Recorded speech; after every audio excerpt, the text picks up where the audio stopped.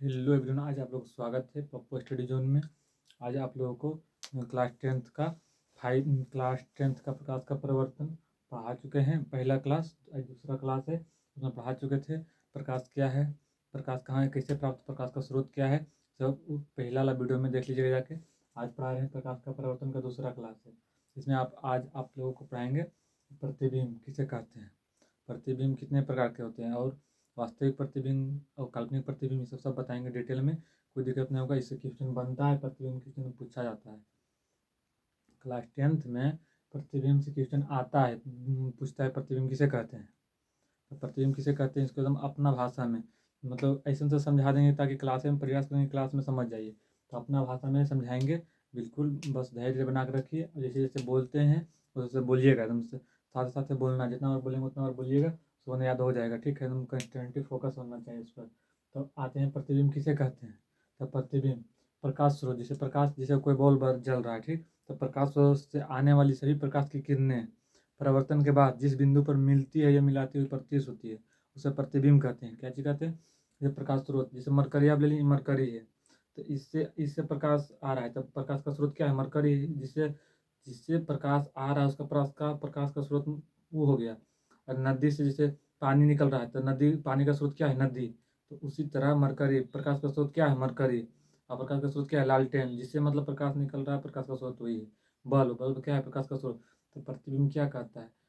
सब प्रकाश का स्रोत, जिस प्रकाश, जिससे जैसे मरकरी है तो मरकरी से निकल रहा सही प्रकाश, प्रकाश का स्रोत, जिस प्रकाश का स्रोत, देखिए क्या कहता है, प्रकाश स्रोत से आ रहे सही प्रकाश की किरणें, प्रकाश से ही मानिए से प्रकाश निकल रहा है, प्रकाश से आ रही सही प्रकाश की किरणें परावर्तन के बाद, प्रकाश से आ रही सही प्रकाश की किरणें परावर्तन के बाद जिस बिंदु पर मिलती है, जिस बिंदु पर मिलती है या मिलाती हुई प्रतीत होती है उसे प्रतिबिंब कहते हैं। यही डिफिनेशन। प्रकाश स्रोत से आ रहे सही प्रकाश की किरणें परावर्तन के बाद जिस बिंदु पर मिलती है या मिलाती हुई प्रतीत होती है तो उस वस्तु का प्रतिबिंब कहलाता है। क्या कहलाता है? प्रतिबिंब। प्रतिबिंब क्या चीज़ है? तो प्रकाश स्रोत से आ रही सही प्रकाश की किरणें, प्रकाश स्रोत, तो इसमें मरकरी है, मैंने प्रकाश का स्रोत है, समझ गए प्रकाश का क्या है? स्रोत है। ठीक, इतना समझ गए प्रकाश का स्रोत है। चलिए ठीक, प्रकाश का स्रोत ये है, प्रकाश का स्रोत से आने वाली सभी प्रकाश की किरणें, इससे जो प्रकाश निकल रहा है सभी आने वाली सभी प्रकाश की किरणें परावर्तन के बाद, इतना समझ गए कि प्रकाश स्रोत से आने वाली सभी प्रकाश की किरणें परावर्तन के बाद जिस बिंदु पर, जिस जिस बिंदु पर मिलती है, जिस बिंदु पर मिलती है मिलाती हुई प्रतीत होती है, पहले क्या रखना है? प्रकाश स्रोत से, प्रकाश स्रोत से मरकर है, प्रकाश स्रोत से आने वाली सभी प्रकाश की किरणें, सभी प्रकाश की किरणें मिलती है, प्रकाश स्रोत से आने वाली सभी प्रकाश की किरणें जिस बिंदु परावर्तन के बाद जिस बिंदु पर मिलती है या मिलाती हुई प्रतीत होती है उस बिंदु का प्रतिबिंब कहलाता है। कैसे याद रखेंगे? प्रकाश स्रोत से आने वाली, जैसे मरकरी है तो प्रकाश स्रोत है, तो ये एग्जाम्पल से आप लोग को याद रहेगा, रटिएगा तो भूला जाएगा।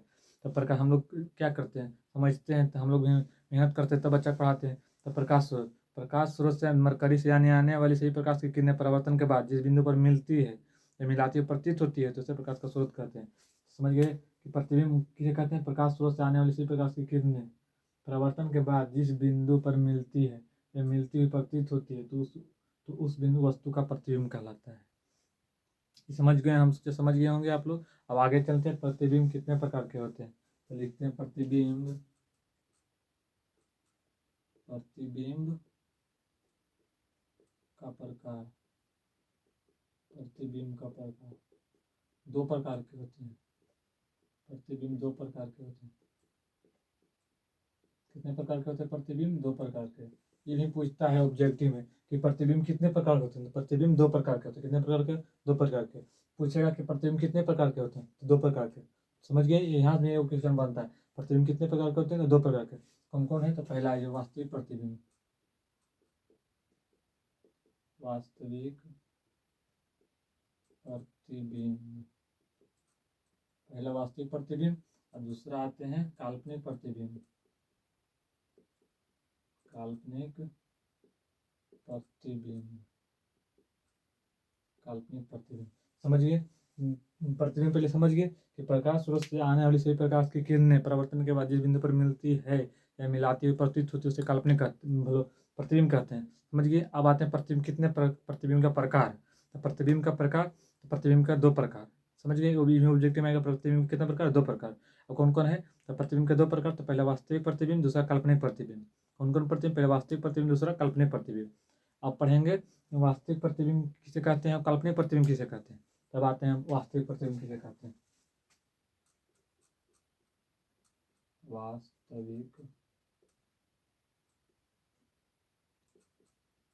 प्रतिबिंब, वास्तविक प्रतिबिंब देकर कह दीजिए। उसके बाद में वास्तविक प्रतिबिंब क्या है और काल्पनिक प्रतिबिंब। तो वास्तविक प्रतिबिंब समझना है प्रकाश स्रोत से, इसी से डिफिनेशन निकल जाएगा प्रतिबिंब से। प्रतिबिंब समझ गए कि प्रकाश स्रोत से आने वाली प्रकाश की किरणें परावर्तन के बाद जिस बिंदु पर मिलती है या मिलाती प्रतीत होती है तो प्रतिबिंब कहते हैं। प्रतिबिंब का प्रकार, तो प्रतिबिंब 2 प्रकार का होता है, ये भी समझिए। अब आते हैं वास्तविक प्रतिबिंब। तो वास्तविक प्रतिबिंब कैसे याद रखना है, प्रकाश स्रोत से आने वाली, इतना दूर याद रखना है, प्रकाश स्रोत से आने वाली सभी प्रकाश की किरणें, प्रकाश स्रोत से आने वाली सभी प्रकाश की किरणें परावर्तन के बाद जिस बिंदु पर मिलती है उस बिंदु का वास्तविक प्रतिबिंब कहलाता है। उस वस्तु का, जैसे यहाँ पे देखिए, यहाँ से प्रकाश स्रोत से आ रही प्रकाश की किरणें परावर्तन के बाद जिस बिंदु पर मिलती है, मिलती है, प्रतीत नहीं, काल्पनिक मतलब मिलती है, उस वस्तु का प्रतिबिंब वास्तविक प्रतिबिंब कहलाता है। तो कैसे लिखेंगे, प्रकाश स्रोत से, प्रकाश स्रोत, तो देखिए प्रकाश स्रोत से आ रही सभी प्रकाश की किरणें, प्रकाश स्रोत से आ रही सभी प्रकाश की किरणें, सभी प्रकाश की किरणें, प्रकाश की किरणें, प्रकाश स्रोत से आ रही सभी प्रकाश की किरणें परावर्तन के बाद, परावर्तन के बाद जिस बिंदु पर, जिस बिंदु पर, जिस बिंदु पर मिलती है, समझ गए। प्रकाश स्रोत से आ रही सभी प्रकाश की किरणें परावर्तन के बाद जिस बिंदु पर मिलती है उस वस्तु का, उस वस्तु का वास्तविक प्रतिबिंब कहलाता है। उस वस्तु का वास्तविक प्रतिबिंब कहलाता है, कहलाता है। समझ गए। तो प्रतिबिंब तो समझ गए, अब कई प्रकार का होता है वही समझ गए। अब आते हैं वास्तविक प्रतिबिंब। वास्तविक प्रतिबिंब हमको क्या कहता है, तो वास्तविक प्रतिबिंब अगर आ गया आप लोगों को question board, Bihar board question में, तो क्या कैसे, प्रकाश स्रोत से आने वाली सभी प्रकाश की किरणें, इतना तो आप लोग को प्रतिबिंब याद कर दिए। प्रकाश स्रोत से आने वाली सभी प्रकाश की किरणें परावर्तन के बाद, ये तो आप लोग कितना बार बोले, क्या आप लोग याद हो गया। प्रकाश स्रोत जैसे मरकरी है तो प्रकाश स्रोत से आने से प्रकाश की किरणें परावर्तन के बाद जिस बिंदु पर मिलती है उस वस्तु का वास्तविक प्रतिबिंब कहलाता है। अब आते हैं काल्पनिक प्रतिबिंब। तो काल्पनिक प्रतिबिंब में आते हैं तो ऊपर थोड़ा सा मिटा देते हैं, उसके बाद में ऊपर प्रतिबिंब तो आप लोग उतार लीजिए होगा, अगर नहीं उतारे तो यहाँ पे हम फिर लिख देते हैं काल्पनिक प्रतिबिंब, काल्पनिक प्रतिबिंब, काल्पनिक प्रतिबिंब। फिर यहीं पर बोलिए साथ, प्रकाश स्रोत से, प्रकाश स्रोत से आ रही सभी प्रकाश की किरणें, सभी प्रकाश, सभी प्रकाश की किरणें परावर्तन के बाद, परावर्तन के बाद जिस बिंदु पर, परावर्तन के बाद जिस बिंदु पर मिलती हुई प्रतीत होती है, प्रतीत होती है, उस बिंदु का, उस बिंदु का काल्पनिक प्रतिबिंब कहलाता है। काल्पनिक प्रतिबिंब, काल्पनिक प्रतिबिंब कहलाता है।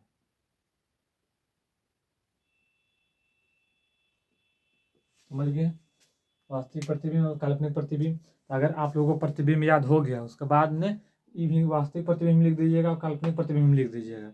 हम पूरा कंसंट्रेटेड फोकस कीजिएगा, तो हम जैसे समझाए वैसे आप लिख दीजिएगा। इसमें क्या किया है, प्रकाश स्रोत से आने वाली सभी प्रकाश की किरणें, तो यहीं तो वास्तविक में भी लिखना है, सभी प्रकाश, प्रकाश स्रोत से आ रही सभी प्रकाश की किरणें परावर्तन के बाद इसमें सभी वास्तविक और काल्पनिक दोनों के डिफिनेशन प्रतिबिंब में है। प्रकाश स्रोत से आने वाली सभी प्रकाश की किरणें परावर्तन के बाद जिस बिंदु पर मिलती है या मिलती हुई प्रतीत होती है उसे प्रतिबिंब कहते हैं। तो अब आते हैं प्रतिबिंब के प्रकाश। तो प्रतिबिंब 2 प्रकार का, वास्तविक प्रतिबिंब और काल्पनिक प्रतिबिंब। तो वास्तविक प्रतिबिंब प्रकाश स्रोत से आने वाली सभी प्रकाश की किरणें, इतना याद है, प्रकाश स्रोत से आने वाली सभी प्रकाश की किरणें जिस बिंदु पर मिलती है उस बिंदु का प्रकाश का वास्तविक प्रतिबिंब कहलाता है। समझ गए? प्रकाश स्रोत से आने वाली सभी प्रकाश की किरणें परावर्तन के बाद जिस बिंदु पर मिलती है उस वस्तु का वास्तविक प्रतिबिंब कहलाता है। और काल्पनिक प्रतिबिंब, तो प्रकाश स्रोत से आने वाली सभी प्रकाश की किरणें परावर्तन के बाद जिस बिंदु पर मिलती हुई प्रतीत होती है, उसमें मिलती है, तो उस बिंदु का वास्तविक प्रतिबिंब कहलाता है। इसमें प्रकाश स्रोत से आने वाली सभी प्रकाश की किरणें परावर्तन के बाद जिस बिंदु पर आने वाली सभी प्रकाश की किरणें जिस बिंदु पर मिलती हुई प्रतीत होती है, देखिए मिलती हुई प्रतीत होती है, काल्पनिक में मिलती मतलब कन्फर्म मिले प्रतीत होगा, खाली क्या आते हुए प्रतीत हो रही है, तो उस बिंदु का काल्पनिक प्रतिबिंब कहलाता है। अब वास्तविक प्रतिबिंब का एग्जाम्पल क्या होगा, तो इनका एग्जाम्पल यहाँ पे देख लीजिए। वास्तविक प्रतिबिंब, वास्तविक प्रतिबिंब एग्जाम्पल क्या होगा, आप लोग बताइए। वास्तविक प्रतिबिंब का एग्जाम्पल क्या होगा? वास्तविक प्रतिबिंब उल्टा होता है, वास्तविक प्रतिबिंब, और काल्पनिक प्रतिबिंब सीधा होता है। मतलब दोनों को उल्टा कर देना है, वास्तविक में उल्टा और काल्पनिक में सीधा। यह सीधा सीधा होता है। इसे पर्दे पर प्राप्त किया जा सकता है, इसे पर्दे पर प्राप्त नहीं किया जा सकता है। इसे पर्दे पर प्राप्त किया जा सकता है, प्राप्त किया जा सकता है, जा सकता है। इसे पर्दे पर प्राप्त नहीं किया जा सकता है, इसे पर्दे पर प्राप्त नहीं किया जा सकता है, नहीं किया जा सकता है। समझ गए? अब ऊपर ऊपर वहाँ जहाँ तक हम लोग पढ़ाए वहाँ तक आप लोग हम समझ रहे कि बिल्कुल आप लोग समझ होंगे। प्रतिबिंब समझ गए। उसके बाद में प्रतिबिंब का प्रकार था। प्रतिबिंब दो प्रकार के होते, वास्तविक प्रतिबिंब और काल्पनिक प्रतिबिंब। तो वास्तविक प्रतिबिंब प्रकाश वर्षा आने से प्रकाश की किरणें परावर्तन के बाद जिस बिंदु पर मिलती है उस वस्तु का वास्तविक प्रतिबिंब कहलाता है। और काल्पनिक प्रतिबिंब प्रकाश वर्षा आने वाली से प्रकाश की किरणें परावर्तन के बाद जिस बिंदु पर मिलती हुई प्रतीत होती है उस वस्तु का काल्पनिक प्रतिबिंब कहलाता है। वास्तविक प्रतिबिंब का एग्जाम्पल क्या है, तो उल्टा। वास्तविक है तो यानी उसका उल्टा होता है, तो वास्तविक प्रतिबिंब उल्टा होता है। इसे पर्दे पर प्राप्त नहीं किया जा सकता है, इसे पर्दे पर प्राप्त किया जा सकता है। इसमें पर्दे पर प्राप्त किया जा सकता है, इसमें पर्दे पर प्राप्त नहीं किया जा सकता, उल्टा लिखा गया। ठीक है, इसमें पर्दे पर प्राप्त नहीं किया जा सकता है, पर्दे प्राप्त किया जा सकता है, इसमें नहीं, पर्दे प्राप्त नहीं किया जा सकता, नहीं किया जा सकता। अब आप लोगों को कोई दिक्कत होगा इसके आगे हम आप लोग को टाइप करके उसके बाद में पढ़ाते हैं। धन्यवाद। आप लोग दोस्तों के साथ वीडियो शेयर कीजिए, कमेंट कीजिए और चैनल को सब्सक्राइब कीजिए। इसके बाद आप लोगों को अपना भाषा अपना तरीके से पढ़ते रहेंगे। धन्यवाद।